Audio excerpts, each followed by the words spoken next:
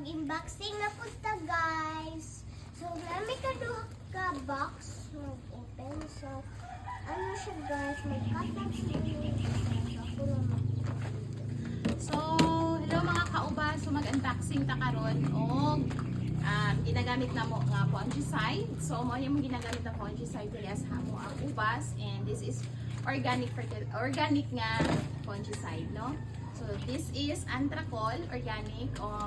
So, rainy season manggod is kalaban jud sa grapes ang ulan, no? So, dali ra sila magka-fungus, and so, matingana na lang mo nga mag-yellow-yellow, magputi-puti na inyong mga dahon sa mga grapes, no?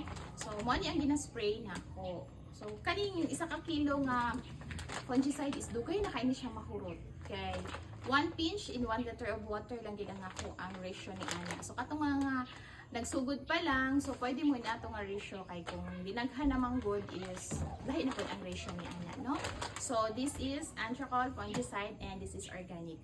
So, diri na side is napo diri ang insecticide. So, matingala mo sa inyong grapes or mga dahon pagkabuntag is daghan og buslot-buslot. So, akong ibalik is rainy season is ang kalaban sa ato ang grapes, no? Kaya gusto gid na siya og sunlight or init. Maupod ni, this is organic also, nga insecticide.